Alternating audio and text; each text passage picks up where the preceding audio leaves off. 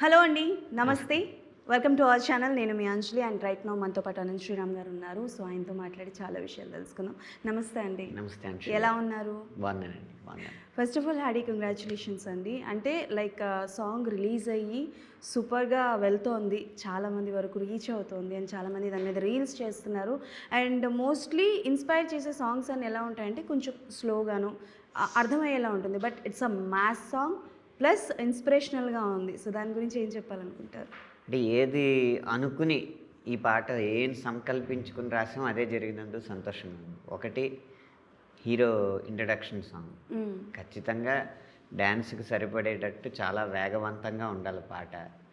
ఆ వేగంలోనే ఏదో 4 పదాలు నోట్లో నానే పదాలు వేసేసి పాటతో తప్పించేసుకోవడం కాకుండా ఖచ్చితంగా హీరో తాలూకు ఫిలాసఫీని చెప్పగలగాలి ఈ పాటలో. మళ్ళీ సినిమాలో వేరే ఎక్కడ చెప్పే అవకాశం లేదు. Cinema okay. జరిగే నడక విషయంలో ఇలాంటి పాటని ఇంకే సందర్భంలోనూ పెట్టలేం.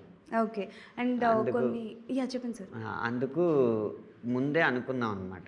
పాట ఎంత ఫాస్ట్‌గా ఉన్నా ఫిలాసఫీ చెప్పాలి. ఆ ఫిలాసఫీ ఎక్కాలంటే మాత్రం లాంగ్వేజు మనం ఫిలాసఫీ వాడుతున్నాం కదా అని చెప్పి హై స్టాండర్డ్ లాంగ్వేజ్ వాడకుండా ప్రతి గుడిసెల్లో జీవించే సాధారణ వ్యక్తికి కూడా అర్థమయ్యే భాషలో అతని జీవితంలోంచే తీసి వేయాలి. అంటే తపస్సులు, యోగం ఇలాంటి పెద్ద పెద్ద పదాలు వాడకుండా అతని జీవితానికి సంబంధించిన పదాలే తీసుకుని ఈ ఫిలాసఫీ చెప్పాలని అనుకున్నాం. అలా ఫాస్ట్ బీట్‌కి తగ్గట్టు రామ్ చరణ్ గారి డాన్స్‌కి అద్భుతమైన స్పందన లభించింది. హ్మ్. అలాగే రెహమాన్ గారు పాడిన పాటకి, ఆయన గొంతుకి, ఆయన బాణీకి కూడా మంచి స్పందన లభించింది.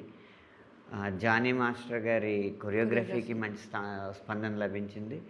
రత్నవేలు గారి ఆహ్, సినిమాటోగ్రఫీకి కూడా మంచి స్పందన లభించింది. ఇన్ని ఆకర్షణలు ఇన్ని ఆహ్, ముఖ్యమైన విషయాలు ఉండగా కూడా వీటన్నిటి గురించి మాట్లాడుకుంటూ లిరిక్స్ గురించి ఈ లైన్ నాకు బాగా నచ్చిందని ఒకళ్ళంటే, ఆ లైన్ నాకు నచ్చిందని ఒకళ్ళు మీమ్స్ చేయడం. అవును. కొంతమంది 25 ఏళ్ళకే పాతబడిపోకురా అన్న లైన్ నచ్చితే, కొంతమందికి నిన్నటిలాగే రేపున్నదంటే అన్నది పెడుతున్నారు. కొంతమంది నీ అయ్య వడ్డీ నీ బిడ్డ గడితే లైన్ పెడుతున్నారు. కొంతమంది మండే గుండె నీలో లేదంటే నువ్వు కాలు చెయ్యి ఉన్నా లేనట్టే అన్న లైన్ టైప్ చేసి పెట్టుకుంటున్నారు. కొన్ని క్రికెట్ గ్లింప్స్ ఏస్తా ఆట అనుకోకోయ్ ఆట అంటే బతుకు అని. అవును. ఉదాహరణకి మొన్న సెమీఫైనల్‌లో అక్షర్ పటేల్ గారు పట్టిన అద్భుతమైన క్యాచ్‌లు ఉన్నాయి కదా! పరిగెడతా, పడిపోతూ అది శివన్ దుబే గారికి అందించిన అంటే ఆ ఆట మీద లైఫ్ పెట్టేసి ఆడేవాళ్ళు ఉంటారు కదా! అలాంటి క్లిప్స్ ఏదొచ్చినా ఆట అనుకోకోయ్ ఆట అంటే బతుకోయ్ నీ ఆట బతకాలి రోయ్ ఇలాంటి క్లిప్స్ పెడుతూ కొంతమంది వాడుతున్నారు. అంటే ఈ పాటలో ప్రత్యేకంగా ఏ ఒక్క లైను నెగ్గలేదు. అన్ని లైన్‌లు దేనికవే వాళ్ళ మనసుల్ని గెలుచుకున్నాయని నేను అనుకుంటున్నాను. ఎగ్జాక్ట్‌లీ. అండ్ మీ లిరిక్స్‌కి తగ్గట్టు మ్యూజిక్ అండ్ రామ్ చరణ్ గారి డాన్స్ కూడా అదిరిపోయింది. If I'm not wrong Ram Charan గారికి చాలా సార్లు ముందు రాసారు కదా! లిరిక్స్ అవన్నీ కూడా. రాశాను. చాలా సార్లు చాలా రాసారు. సార్లు కాదు. ఆచార్యకి మొదటగా 'నీలాంబరి' అన్న పాట రాశాను. హ్మ్. తర్వాత 'గేమ్ చేంజర్‌లో' 'రామచ్చా మచ్చా రా' ఒకటి, 'జరగండి జరగండి' ఒకటి 2 పాటలు రాశాను. యాహ్! సార్ అంటే మీ దగ్గరికి డైరెక్టర్ వచ్చి ఒక హీరోకి పర్టిక్యులర్‌గా ఇలా రాయాలి అన్నప్పుడు హీరో క్యారెక్టరైజేషన్‌ని మీకు చెప్తారా? అంటే లైక్ మీరు ఒక సాంగ్‌కి లిరిక్స్ రాసినప్పుడు ఎలాంటి పాయింట్స్ తీసుకొని రాస్తారు సార్? ఆ! నేను ప్రత్యేకంగా ఆ సినిమాలో ఒక పాట రాసినా, ఒక్క పాట వదలకుండా రాసినా, ఒక పాట తప్పించి అన్ని పాటలు రాసినా కూడా ఆ సినిమా కథ మొత్తం అడుగుతాను నేను. ఓకే. అడిగి అంటే నేను రాయబోయే పాట ఆ సినిమాకి ఏ విధంగా ఉపయోగపడాలని తెలుసుకోవాలంటే కథ అంతా తెలియాలి. హ్మ్. సినిమా వేగంగా వెళ్తున్న సినిమా కథనానికి ఒక ఆట విడిపిచ్చేలా ఉండాలా పాట. లేకపోతే నెమ్మదిస్తున్న సినిమా కథనం వేగం పెంచేలాగా ఈ పాట ఉండాలా?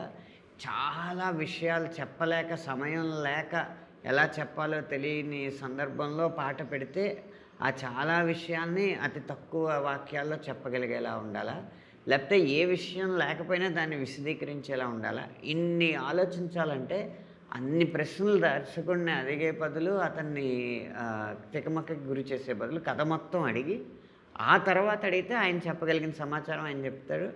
నేను పంచుకోవాల్సిన అభిప్రాయాలు పంచుకుంటాం. ఆ సంభాషణ అలా కొనసాగిన తర్వాత అప్పుడు పాట సిద్ధం అవుతుంది. ఓకే. సో, ఇండస్ట్రీలో ఒక టాక్ అది కూడా నిజమే. లైక్ ఏం జరిగినా కుండ బద్దలైనట్టు మాట్లాడతారు. మీరేదనుకుంటే అది నిజం చెప్తారు. నిర్భయంగా మాట్లాడుతూ ఉంటారు. మీకు నిజం అనిపించింది, మీకేదనిపిస్తే అది చేస్తుంటారు. దానివల్ల ఇండస్ట్రీలో ఎప్పుడైనా ఇబ్బందులు ఫేస్ చేశారా సార్? ఎప్పుడూ చేయలేదు. మీకు విషయం చెప్పనా, మీకు ఒక ఒక ఉదాహరణ చెప్తాను. హ్మ్. మామూలుగా మన దగ్గర ఆత్మీయులందరూ పెళ్ళికి పిలవకపోతే బాధపడతారు కదా, హ్మ్. ఎందుకు నన్నెందుకు పిలవలేదు పెళ్ళికి అని. కానీ నా పెళ్లి సమయంలో మా ఊరికి దగ్గర జరగడం వల్ల అక్కడ మౌలిక సదుపాయాలు అంతగా సరిపోవు, మనం మర్యాదలు చేయకుండా మళ్ళీ అవమానించిన వాళ్ళం అవుతామని నేను తీసుకున్న నిర్ణయం ఏంటంటే, కేవలం మా అమ్మగారు వాళ్ళకి ఎవరైతే ముఖ్యమో, మా అమ్మ నాన్నగారులకి ఎవరైతే ముఖ్యమో ఆ బంధువర్గాన్ని మాత్రమే పిలిచానమాట. పరిశ్రమకు సంబంధించి ఎవరిని పిలవకూడదని నిర్ణయించుకున్నాను. కారణం అక్కడ అంత మౌలిక సదుపాయాలు లేవు కాబట్టి, వాళ్ళని మర్యాద చేయలేం కాబట్టి. ఓకే. దానివల్ల నా కెరీర్‌లో పాటలు నాకేం తగ్గిపోలేదు. ఓకే. దానికి మన అభిప్రాయాలు వ్యక్తపరచడానికి మన జీవన విధానానికి, మన వృత్తికి సంబంధం ఉండదు. ఇక్కడ పాటలు రావాలంటే మనం విజయవంతమైన పాటలు ఇస్తూ ఉండాలి. హిట్ సాంగ్స్ ఇస్తూ ఉండాలి. దాన్ని బట్టి ఇంకో సాంగ్స్ వస్తాయి. ఓకే. లేకపోతే పెళ్ళికి పిలిచినా, వాళ్ళ కాళ్ళు కడిగి నెత్తి మీద పెట్టుకున్నా, లేకపోతే వాళ్ళ చేసింది తప్పైనా సరే మీరు మహానుభావులని పొగిడినా అవకాశాలు రావు. మనం గనక మన పాటలు హిట్ అవ్వకపోతే. ఆ చిన్న సూత్రం నేను నా ఏకాగ్రత అంతా పాటలు, గొప్ప పాటలు రాయాలి, హిట్ అయ్యే పాటలు రాయాలి. వాటికి ఏం చేయాలి వాటి మీదే ఉంటుంది. కానీ ఈ మాటలు చెప్తే నాకు అవకాశాలు రావు, ఈ మాటలు చెప్తే అవకాశాలు పెరిగిపోతాయి అన్న లెక్కలు ఎప్పుడు వేసుకోలేదు. ఓకే. తర్వాత మీరు అన్నారు కదా నిర్భయంగా మాట్లాడడం అనేది. భయం అన్నదానికి అసలైన లోతైన అవగాహన ఏంటంటే, మనకి భయం ఎక్కడ ఉంటుందంటే, మనకి ఎక్కడైతే స్పష్టత లేదో అక్కడ భయం ఉంటుంది. ఉదాహరణకి ఒక ముళ్ళ కంపలు, చెట్లు ఉన్న ఒక దారి ఉంది, పొదలతో గుబురుగా ఉన్న ఒక దారి ఉంది. ఆ దారిలో రాత్రి వెళ్ళమంటే వెళ్ళగలరా? ఎందుకంటే భయం. ఎక్కడ ఏముంటుందో తెలియదు కాబట్టి. అదే దారిలో పగలు వెళ్ళమంటే వెళ్తారు కదా, ఎందుకంటే స్పష్టత ఉంది కాబట్టి, కనిపిస్తుంది, తెలుస్తుంది కాబట్టి. అలాగే మనం మాట్లాడే విషయం మీద మనకి స్పష్టత ఉండి మాట్లాడామనుకోండి, దాని గురించి మనం భయపడక. ఓకే. ఒక పాట రాయడానికి జనరల్గా అంటే like from the starting of your career దగ్గర నుంచి ఇప్పటి వరకు కావచ్చు, జనరేషన్స్ మారుతున్నాయి, జెన్జీ కిడ్స్ వచ్చేసారు, వాళ్ళకి నచ్చినట్టు పాటలు రాయాలి అని అంటే మీరు కూడా జనరేషన్కి తగ్గట్టు మారాలి. అండ్ మీరు ఒక పాట రాయడానికి ఎంత టైం తీసుకుంటారు? 2 భాగాలు. జనరేషన్ తగ్గట్టు రాయడానికి నేను చేసేది ఏంటంటే, సాధారణంగా ఎప్పటికప్పుడు అప్పటి 20-30 మధ్య వ్యక్తులు ఎవరైతే ఉన్నారో వాళ్ళతో స్నేహం చేస్తూ ఉంటాను. ఓకే. ఏదో విధంగా కాలేజీకి ఫంక్షన్స్కి పిలుస్తూ ఉంటారు కదా, అప్పుడు పరిచయం అయినప్పుడు ఆసక్తిగా అనిపించిన వ్యక్తులు ఎవరో ఒకళ్ళు ఉంటారు, స్టూడెంట్స్, లేకపోతే అనుకోకుండా ఏ కాఫీ షాప్లో కలిసిన వాళ్ళు. అలాగా ఎప్పటికప్పుడు ఆ 20-30 వయసు మధ్య ఉన్న వాళ్ళతో మాట్లాడుతూ ఉంటాను. వాళ్ళ అభిప్రాయాలు ఎలా ఉన్నాయి అన్నీ తెలుసుకుంటూ ఉంటాను. తెలుసుకుని అవి స్టోర్ చేసుకుంటూ ఉంటాను మెమరీలో. ఓకే. అవసరం వచ్చినప్పుడు అవి ప్రయోగిస్తాను అనమాట. ఉదాహరణకి మీకు చెప్తా, నిజంగా నేనేనా అని ఓ పాట రాసింది. ఇంచుమించు 18 ఏళ్ళు 17 ఏళ్ళు అయింది ఆ పాట రాసి. అప్పుడు నేను 20లో ఉన్నాను. ఆ 20లో ప్రేమ అప్పుడు ఎలా ఉంటుందో నాకు తెలుసు. చుట్టూ ఫ్రెండ్స్ ఉంటారు కాబట్టి వాళ్ళు ఎలా భావించారు, వాళ్ళు ప్రేమిస్తున్నప్పుడు ఏం చేశారు, ఇవన్నీ తెలుసు కాబట్టి అప్పుడు రాశాను. నిజంగా నేనేనా ఇలా నీ జతలో ఉన్నా, ఇదంతా ప్రేమేనా, ఎన్నో వింతలు చూస్తున్నా. అది రాసినప్పుడు అప్పటి కాలానికి ప్రేమికులు అలా ఉన్నారు. కానీ కొంచెం ఒక 5-6 సంవత్సరాలు గడిచిన తర్వాత ఏమై చేసేవేలో ఉంది. అంటే అప్పుడు ఏంటంటే ఒక లవ్వర్ దొరికితే చాలు. కొత్త బంగారు లోకం టైంలో అక్కడ యూత్ కూడా అప్పుడు అలా ఉండేవారు. లవ్వర్ దొరికితే ఇంక అసలు జీవితంలో ఎంతో శిఖరాన్ని అధిరోహించినట్టే అన్నంతగా భావించేవారు. ఆ అబ్బాయి కానీ అమ్మాయి కానీ పక్కన ఉంటే నేను నమ్మలేకపోతున్నాను, నాకు ఒక బాయ్ ఫ్రెండ్ ఉన్నాడు, నాకు ఒక గర్ల్ ఫ్రెండ్ ఉండంటే నేను నమ్మలేకపోతున్నాను, అంత అంత అమాయకంగా ఉండేవారు ఆ టైంలో. తర్వాత తర్వాత సమాచారం అది పెరగడం వల్ల, ఇన్ఫర్మేషన్ టెక్నాలజీ పెరగడం వల్ల ఏం పెద్దగా అనిపించవు. ఆ తర్వాత ఏమై చేసేవేలో వచ్చినప్పుడు ఎంతమంది ముందుకొచ్చి అందాలు చల్లుతున్న ఈ గుండెకేమవ్వల, ఓ నిన్న కాక మొన్న వచ్చి ఏ మాయ చేసావే పిల్లి మొగ్గలేసిందిలా, హొస్సాన గాలుల్లో నీ వాసన, హొస్సాన పువ్వుల్లో నిన్ను చూసినా, ఇలా ఇలా ఉంటుంది. దీనికి ఏంటంటే ఒక క్లారిటీ, చిన్నపాటి క్లారిటీ వచ్చింది అప్పటికి.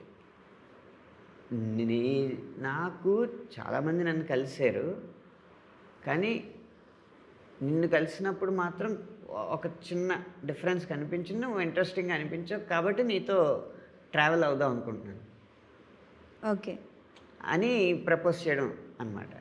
ఇంకొంతకాలం గడిచేటప్పటికి మొన్న ఇంకో 10 సంవత్సరాలు గడిచిన తర్వాత మొన్న బేబీ సినిమా వచ్చింది కదా, ఓ రెండు ప్రేమ. అప్పటికి కొంచెం జెన్జీ వాళ్ళు యూత్కి ఎంటర్ అవ్వడం మొదలుపెట్టారు. వాళ్ళ తత్వం ఎలా ఉందంటే, ఏదో నువ్వే నా ప్రపంచం, ఇంకా జీవితం అంతా నీతోనే, చివరి శ్వాస వరకు నీతోనే, ఇలాంటివి కాకుండా వాస్తవిక దృక్పథం, మన ఇద్దరికి మధ్య ఒక మంచి స్నేహం నడుస్తుంది, ఇది కనుక కొంచెం ముందుకెళ్తే బాగుంటుంది అనిపిస్తుంది. అలా అని చెప్పి ఇదే ప్రపంచం, ఇదే జీవితం కాదు, ఎవరి జీవితం వాళ్ళు గడుపుకుంటే ఎవరినాళ్ళు రెస్పెక్ట్ చేసుకుంటున్నాం. ఈ ప్రయాణంలో గనక కొన్నాళ్ళ తర్వాత మనకు కుదరలేదనుకో, అంతే గౌరవంగా అలా విడిపోదాం, ఈ ఈ ఈ ఈ మెంటాలిటీకి వచ్చారు. అందుకు ఓ రెండు ప్రేమ మేఘాలిలా దూకాయి వానలాగా, ఆ వానవాలు ఏ వైపుకో తేల్చేది కాలమేగా. ఓకే, ప్రకృతి సిద్ధం మొత్తానికి ఏదో ఒక ఫినామినా వల్ల రెండు మేఘాలు ఇలా వచ్చినాయి, రావడం అవి కలిసి ఒక ప్రేమ వాన కురిసింది. కురిసిన తర్వాత మనం కలిసి ఇలా ఒక నదిగానే అయ్యి ఇలాగే సముద్రంలోకి వెళ్ళి మళ్ళీ ఆవిరయ్యి ఇలాగే మేఘాలుగా కలుద్దాం అని ఏం పెట్టుకోవద్దు. ఎక్కడి వరకు కలిసి ప్రయాణిస్తాం అక్కడ వరకు కలిసి ప్రయాణిస్తాం, తర్వాత పాయలుగా విడిపోతే విడిపోతాం. వామ్మో, అంటే కాలాన్ని బట్టి అలా మారుతూ ఉంటుంది. ఇప్పుడు నెక్స్ట్ అప్డేషన్ ఏంటంటే, ఫస్ట్ లవ్ అనే దానికి చాలా ఇంపార్టెన్స్ ఇస్తూ ఉంటారు. అవును, అది ఆ అమ్మాయి మొదట కలిసింది కాబట్టి ఫస్ట్ లవ్, ఆ అమ్మాయి కంటే గొప్ప అమ్మాయి తర్వాత కలిసి ఉంటే అది సెకండ్ లవ్, దీనికన్నా గొప్పది అయ్యి ఉండొచ్చు. ఆ అబ్బాయి మొదట కలిసాడు కాబట్టి అది ఫస్ట్ లవ్, ఆడికంటే మంచోడు కలిసి ఉంటే అది దీనికన్నా గొప్ప లవ్ అయ్యి ఉండొచ్చు, చెప్పలేం. అవును, ఎవరు డిసైడ్ ఏం డిసైడ్ చేయలేదని చెప్పడానికి ఇప్పుడు నెక్స్ట్ వచ్చే చెన్నై లవ్ స్టోరీలో ఇప్పుడు గ్లిమ్స్ వచ్చింది. గురుతుందా గురుతుందా నువ్వు తడిసిన తొలి వర్షం, అది వెలిసిన తరువాత ఆగిందా ఆకాశం, ఆ మెటఫర్ తీసుకున్నాను. నువ్వు ఫస్ట్ ఏ వర్షంలో తడిసావో నీకు గుర్తుందా? ఆ వర్షమే గొప్ప అనుకుని ఆ వర్షంలోనే తడుస్తూ ఉంటాను అనుకుంటే, ఆ వర్షం ఆరిపోయిన తర్వాత ఏం చేస్తావు? అది ఆరిపోయిందని చెప్పి అప్పటి నుంచి ఆకాశంలోంచి వర్షం పడకుండా ఉందా? సో ఎప్పుడు ఏది జీవితం ఇస్తుందో అది స్వీకరించి దాన్ని ఆస్వాదించాలంతే.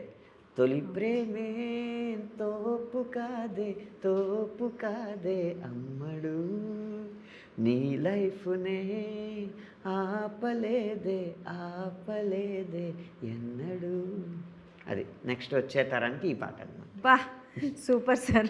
నేను అంటే జనరేషన్కి తగ్గట్టు అనేసరికి నాకు మొత్తం పాటలతో సహా ఎక్స్ప్లెనేషన్ ఇచ్చారు. అంటే చాలా వరకు సాంగ్స్ విన్నప్పుడు మీరు రాసిన లిరిక్స్ మాకు అర్థమయ్యేలా ఉంటాయి కాబట్టి మేము అలా అర్థం చేసుకుంటే, మీరు దానికి మీనింగ్స్ చాలా డిఫరెంట్గా చెప్పి చాలా క్లారిటీగా చెప్పారు. అండ్ ఇంకొకటి, ఎంత టైం పడుతుంది సార్ జనరల్గా మీరు ఒక సాంగ్? ఇది రెండో భాగం. పాట రాయడానికి ఎంత టైం పడుతుంది అనేది అది పిహెచ్డి చేసిన సైంటిస్ట్ కూడా చెప్పలేడు. ఓకే, ఒక్కో పాట అరగంటలో అయిపోవచ్చు, ఒక్కో పాట 6 నెలలు పట్టచ్చు. ఈ రెండు ఒకే రకం రిజల్ట్స్ ఇస్తాయి. తక్కువ తీసుకున్నది ఎక్కువ రిజల్ట్, ఎక్కువ తీసుకున్నది తక్కువ రిజల్ట్ లేకపోతే ఎక్కువ తీసుకున్నది ఎక్కువ రిజల్ట్, తక్కువ తీసుకున్నది తక్కువ రిజల్ట్ కూడా ఇవ్వదు. అది స్ఫురించాలి. అందుకే మా భాషలో అంబ పలికింది అంటూ ఉంటాం. ఓకే. స్ఫురించాలి. స్ఫురణ అంటే అది దైవికమే కదా! అది అది రావాలి, అది వస్తే అది వెళ్ళిపోతూ ఉంటుంది ఫ్లో. ఓకే. అంటే జనరల్‌గా ఒకప్పుడు కావచ్చు, ఇప్పుడు కూడా చాలామంది ఏవైనా లిరిక్స్ గుర్తొచ్చినా ఎక్కడైనా ప్లేస్‌లో ఉన్నప్పుడు లైక్ ఒక నోట్‌బుక్ పట్టుకొని రాస్తూ ఉంటారు. సో, డెవలప్ అయ్యాం కాబట్టి, డెవలప్‌మెంట్ వచ్చింది కాబట్టి చాలామంది నోట్‌బుక్స్, ఫోన్ డిజిటల్‌గా చేస్తుంటారు. బట్ అనంత్ గారికి ఏది చాలా అలవాటు? It's a note pen or నాకొకటి వచ్చింది, ఒక లైన్ బాగుంది అని అనిపించింది అనుకోండి, ఒక ఐడియా. హ్మ్. అది ఎప్పటికీ నాకు గుర్తుంటేనే అది గొప్ప ఐడియా. అది నా సిద్ధాంతం అన్నమాట. హ్మ్. అలా స్టాక్ ఏది పెట్టుకోను నేను. ఓకే. ఇట్స్ నిజంగా ఆ ఐడియా గుర్తుండి లోపల ఉంటే అది ఎప్పటికప్పుడు బయటకు వస్తుంది. ఓకే. చాలా జానరస్‌లో మీరు సాంగ్స్ రాస్తున్నారు. But which one is your favourite and comfort zone? ఈ జోన్ నాకు చాలా ఇష్టం. అందులో తవ్వుతున్న కొద్దీ వస్తూ ఉంటాయి అని అంటే ఏం చెప్తారు? అంటే వరుసగా ఏ జోనర్లో రాస్తానో అది నాకు ఫేవరెట్ కాదు. కాదు. ఇప్పుడు మీరు ఈ రోజు అడుగుతున్నారు కాబట్టి నా ఫేవరెట్ జోన్ ఏంటంటే ఇప్పుడు item songs. Item songs. Wow! వినడానికి చాలా కొత్తగా ఉంది. ఓకే. అంటే ఎందుకంటే వరుసగా ప్రేమ పాటలు రాసుకుంటూ వచ్చాను కాబట్టి ఇప్పుడు అది బోరు కొట్టి ఈ ఇంట్రడక్షన్ సాంగ్ దీని మీద గట్టిగా ప్రయత్నించింది. అవును. ఇది మంచి హిట్ అయింది. యాహ్! అలా ఇప్పుడు ఐటమ్ సాంగ్ హిట్ చేయాలన్న ఉద్దేశంలో ఉంది. ఓకే. ఇప్పుడు దీంట్లోనే రాస్తున్నారా సార్? దేంట్లో వస్తుందో ఐటమ్ సాంగ్ మంచిది వస్తుంది. దేంట్లో వస్తదో ఐటెమ్ సాంగ్ మంచిది వస్తుంది. ఓకే. సార్ ఎలాగో ఐటెమ్ సాంగ్స్ గురించి మీరు చెప్పారు కాబట్టి కొన్ని క్వెషన్స్ సార్. జనరల్‌గా సాంగ్స్ ఎలా వస్తాయంటే కొన్ని ఐటెమ్ సాంగ్స్ వచ్చినప్పుడు వాటి మీనింగ్స్ చాలా డిఫరెంట్‌గా ఉంటాయి. అఫ్‌కోర్స్ పాటలు అన్నాక ఆ అర్థాలు చెప్పకుండానే చెప్తూ ఉంటారు కొన్ని. ఓపెన్‌గా చెప్పాలంటే కొన్ని డబుల్ మీనింగ్స్‌లో వస్తూ ఉంటాయి. సో, మీ వరకు ఒకవేళ ఐటెమ్ సాంగ్స్ వస్తే ఎలా వస్తాయి? నీట్ అండ్ క్లీన్‌గా వస్తాయి. అలాంటి డబుల్ మీనింగ్స్ ఐటమ్ సాంగ్ ఎలా కావాలో అన్నీ వస్తాయి. హ్మ్. ఎందుకంటే శృంగారం అనేది కూడా ఒక రసం కదా నవరసాల్లో. అదేం పాపం కాదు. దాన్ని వికృతంగా చెప్పకుండా ఎంత అందంగా చెప్తాం అన్నది సాహితీకారుడి సామర్థ్యాన్ని బట్టి ఆధారపడి ఉంటుంది. ఓకే. వినోదం ఉండాలి, వైకృత్యం ఉండకూడదు అంతే. ఇది బాగుంది. అండ్ ఇటు లిరిసిస్ట్ అండ్ మీరు ఇన్‌స్టాగ్రామ్‌లో రీల్స్ కూడా చాలా గట్టిగా చేస్తున్నారు. యాక్టింగ్ ఫీల్డ్‌లో కూడా బాగా వస్తున్నారు. ఇప్పుడు అప్‌కమింగ్ మూవీస్ ఏమైనా చేస్తున్నారా అండి? ప్రస్తుతం అయితే 'పురుషః' అనే ఒక సినిమా వస్తుంది. దాంట్లో ఒక న్యాయవాది పాత్రలో కనిపిస్తుంది. న్యాయవాది పాత్ర. ఓకే. ఓకే.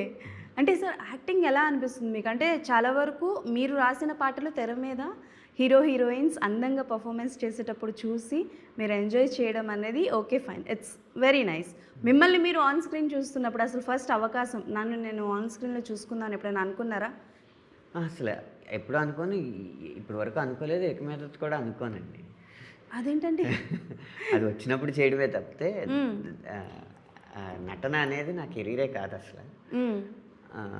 కాకపోతే ఎప్పుడైనా పాటలు రాయడానికి వెళ్ళినప్పుడు ఆ పాటల తాలూకు భావాలని చెప్తూ నా ముఖంలో కనిపించే హావభావాలు లేకపోతే నా వాచకంలో ధ్వనించే ఆ వైవిధ్యం చూసి ఆ దర్శకులు అడుగుతూ ఉంటారు, ఇది మనం దీంట్లో చేద్దాం అంటే చేయడం తప్పితే నాకు అవకాశం చూడండి అని కానీ నాకు యాక్టింగ్ మీద ఇంట్రెస్ట్ ఉందని కానీ అలా ప్రకటించడం ఎప్పుడన్నా అంటే అలానే వచ్చిన అవకాశాన్ని కాదని.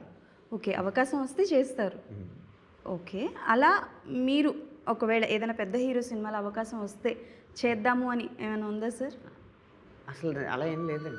పెద్ద హీరో, చిన్న హీరో, పెద్ద పాత్ర, చిన్న పాత్ర అలా. ఎందుకంటే పాటల కంటే నాకంటూ నేను సెలెక్టివ్గా ఉంటాను.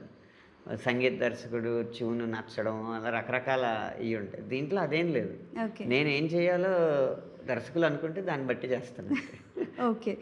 అండ్ కమింగ్ టు పెద్ద విషయానికి వస్తే ఆఫ్టర్ అంటే లైక్ రామ్ చరణ్ గారి మీద చాలా హోప్స్ ఉన్నాయి ఈ సినిమాకి తీసుకొని. ఫ్యాన్స్ అందరూ అయితే వచ్చిన 2 సాంగ్స్కి కూడా చాలా బాగా ఎంజాయ్ చేస్తున్నారు and day by day hopes పెరిగిపోతున్నాయి. సో డైరెక్టర్ గారి గురించి ఏం చెప్పాలనుకుంటారు? బుచ్చిబాబు గారి గురించి. ఇప్పుడు ఇండియా క్రిందటి వరల్డ్ కప్ వరల్డ్ కప్ వరుసగా ఎలా అయితే 2 వరల్డ్ కప్లు కొట్టిందో పెద్ద ఆల్బమ్ కూడా అప్పుడు చిక్రీ హిట్, ఇప్పుడు రై రై రారా హిట్, అలా వరుసగా 2 హిట్లు కొట్టింది. అలా కొట్టింది అంటే దాని వెనక ఏ శక్తి ఉండి నడిపిస్తుంది అన్న ప్రశ్నకి ఆ సమాధానమే బుచ్చిబాబు గారు. ముఖ్యంగా పాటల విషయంలో ఆయనకి ఉన్న 24 క్రాఫ్ట్‌ల్లో ఆయనకి ప్రాణానికి ప్రాణమైన క్రాఫ్ట్ ఏంటంటే లిరిక్స్ అనమాట. బా! దానికి చాలా సమయం వెచ్చిస్తారు. ఇంతకు ముందే ఇంకొక ఇంటర్వ్యూలో చెప్పాను. మామూలుగా గర్ల్ ఫ్రెండ్ బాయ్ ఫ్రెండ్ ఎంత ప్యాంపర్ చేస్తాడో తెలీదు గానీ, హ్మ్. లిరిసిస్టులను మాత్రం బుచ్చిబాబు గారు చేసినంత ప్యాంపరింగ్ ఎవరు చేయరనమాట. ఓకే. అస్సల ఈ పాటకి ఆయనే డ్రైవ్ చేసుకుంటా మేము అలా రింగ్ రోడ్ల మీద తిరుగుతా 160 కిలోమీటర్లు ఎన్నిసార్లు ఒక సర్కిల్ చుట్టుంటాం మాట్లాడుకుంటా. ఆ ట్యూన్ కార్లో ప్లే చేసుకుని ఇక్కడ ఇలా ఎలా రాద్దాం ఇదిలా రాద్దాం అని మాట్లాడుకుంటా. సో మీకేంటి హాట్ చాక్లెట్ ఇష్టం కదా, రండి ఆ కాఫీ షాప్లో కూర్చుందాం, అక్కడ తాగుతుంది, అక్కడ తాగుతారు రాత్రి గారి అది ఎక్కడెక్కడో తిప్పివ్వరు ఇంకా అసలు ఆ గడ్డిపేట చెరువు దగ్గరికి. ఓకే. సో మళ్ళీ డ్రైవర్ ఉంటే అంత క్రియేటివ్గా ఆలోచించరేమో, మళ్ళీ మొహాట పడతారేమో గట్టిగా ఏమన్నా మాట్లాడడానికి అని చెప్పి ఆయనే డ్రైవ్ చేసుకుంటూ వెళ్తారు. అంటే ఎంత ఆసక్తితో మీరు అర్థం చేసుకోండి. అలా ప్రతి ఒక్కరి దగ్గర పని రాబట్టుకుంటారు. అందుకే మీకు మిగిలిన సినిమాలకి పెద్ద సినిమాకి ఆ రవ్వంత తేడా కనపడుతుంది. అవును. ఒక ప్రేమ అంకిత భావం దర్శకుడికి ఉంటే ఎలా ఉంటుందో అలాంటి ఇందులో సుమోలు అదే ఎస్యూవీలు గాల్లోకి లేచిపోయేలాంటి సీన్ల మీద ఆధారపడిన సినిమా కాదు ఇది. కథ దాని వెనకాల ఉన్న ఉద్వేగం. ఓకే. మీరు ఇప్పటివరకు రాసిన పాటల్లో ఏదైనా మీ రియల్ లైఫ్కి రిలేటెడ్ దగ్గర అయ్యేది ఏదైనా సాంగ్ ఉందా? దగ్గరగా ఉన్న సాంగ్ ఏదైనా ఇప్పటివరకు? 6 అడుగులు ఉంటాడా పాటలో, అడిగిన సమయములో తను అలవోక గనను మోయాలి, అది ఉంటుంది కదా. అది నేను జీవితంలో ఎప్పుడూ చేయలేను అనమాట. ఎందుకంటే నా బరువు ఇంతే ఉంటుంది. నా బరువు ఇప్పుడే ఇంతే ఉంటుంది.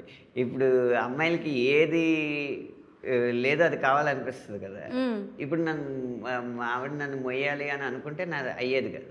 సో ఆ ఒక్క విషయంలోనూ నన్ను మొయ్యలేడు అని పెట్టుకుంటుంది కదా. సో నన్ను మొయ్యాలి, ఎందుకు మొయ్యాలి అని పెట్టుకుంటుంది కదా. అలా అమ్మాయిలకి ఏది దక్కదో అది కావాలనిపిస్తూ ఉంటుంది. కాబట్టి ఆ కోరిక ఉండొచ్చు అని చెప్పి అలా అసలు. ఓకే.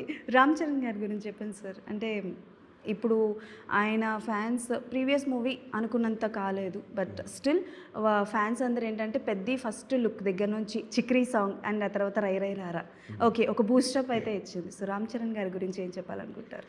రామ్ చరణ్ గారు దర్శకుడిని పూర్తిగా నమ్మి దర్శకుడి ఆలోచనలు గౌరవించే అరుదైన కథానాయకుడు. అందుకని రై రై రారా పాట కూడా ఏం రాశారు లిరిక్స్ తెప్పించండి ఒకసారి నాకు వినిపించండి అని ఏం అనలేదు.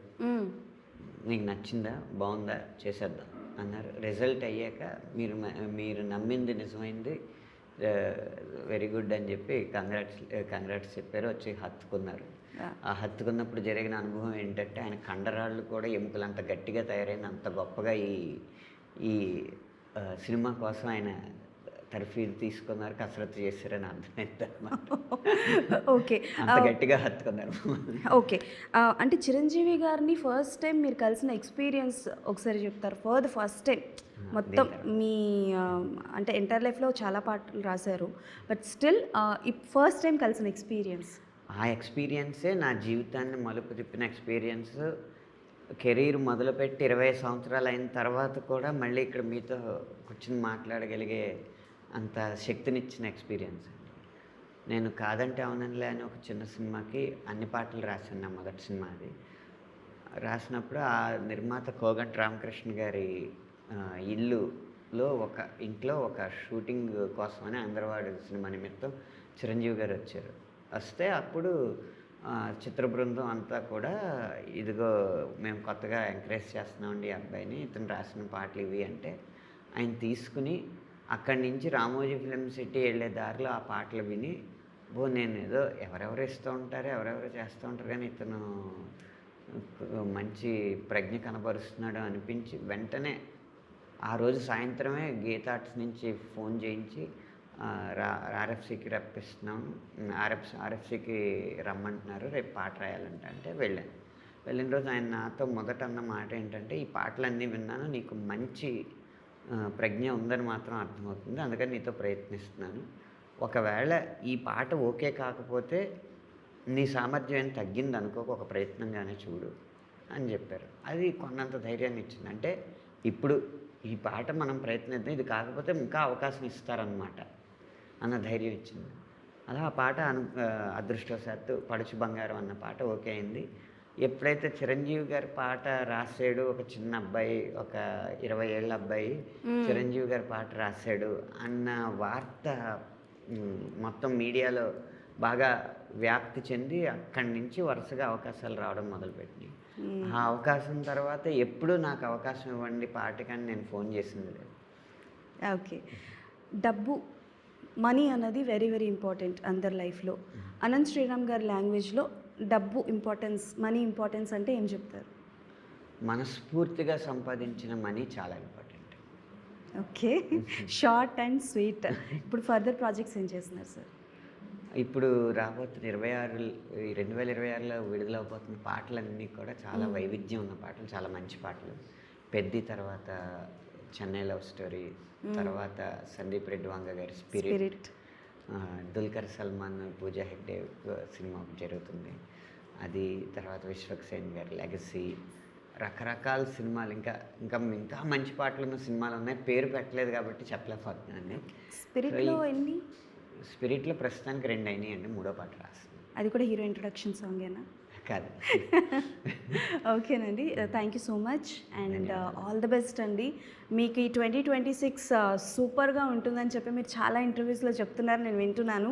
సో మీరు అనుకున్నది అనుకున్నట్టు జరగాలని కోరుకుంటున్నాను. Thank you so much. ధన్యవాదాలు. That's all for today. మళ్ళీ కలుసుకుందాం.